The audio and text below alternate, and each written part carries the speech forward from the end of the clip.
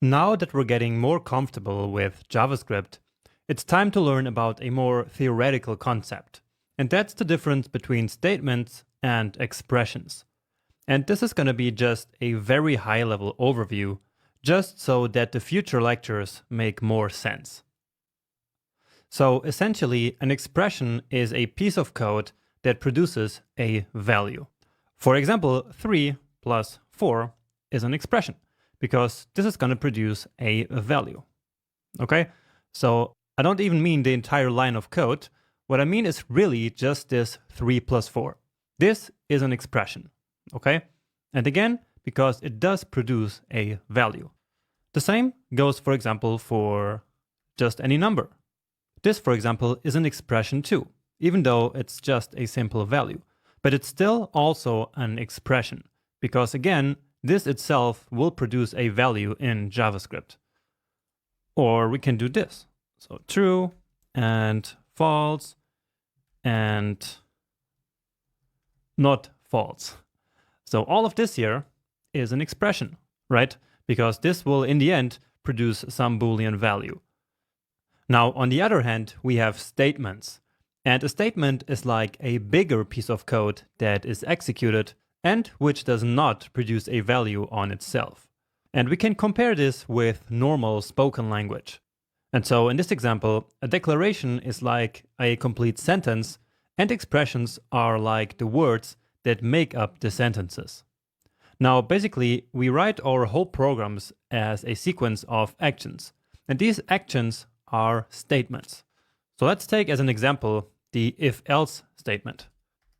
So let's say if 23 is greater than 10, then, well, just do something.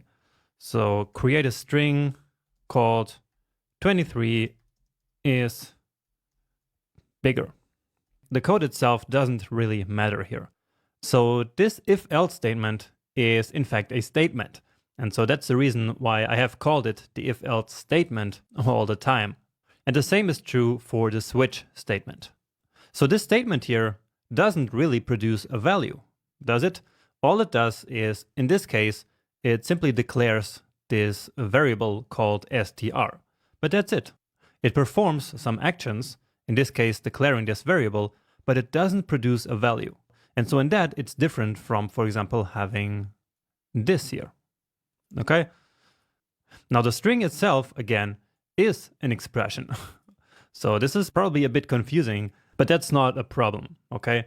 My goal here is not that you understand the exact rules of what an expression is and what a statement is, because in fact, it's all a bit fuzzy. So my main goal with this lecture is really that you know that statements and expressions exist, and that expressions produce values, and that statements are like full sentences that translate our actions. So the actions that we want the program to perform, okay? So really, that's all you need to know and all you need to basically memorize from this video.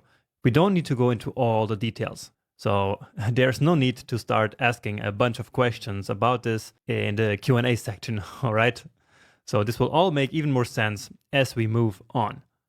So I said that this string here is itself an expression, and then this whole line of code is a statement, because this again does not produce a value. And so basically, whenever something ends with a semicolon, that's then a statement. It's like a complete sentence, okay? Now this difference between expressions and statements is important to know because JavaScript expects statements and expressions in different places. For example, in a template literal, we can only insert expressions, but not statements. So let me just very quickly demonstrate that to you. So we can say, I'm, and then our placeholder here, basically. And so in here, we need to put an expression. So something that produces a value, which can then be put into the string that we're building here using the template literal. So let's say, just to do some calculations here, so 2037 minus 1991 years old. So again, this is an expression here. And so this one will work. However, we cannot do this. For example, we could not insert this if statement in here. That wouldn't make any sense at all. Okay, let's try that. And so we actually get right away unexpected token if. And that's because JavaScript knows that this is a statement, and statements don't make sense where JavaScript expects an expression.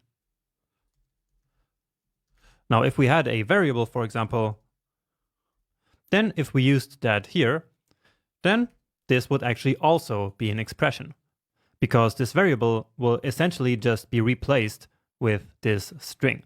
And so this produces a value, and so of course, this is completely acceptable. Okay, and that's actually all I had to show you in this video. Again, my goal was really just to make sure that you kind of understand the difference between expressions and declarations, so that moving forward, we are really both on the same page here.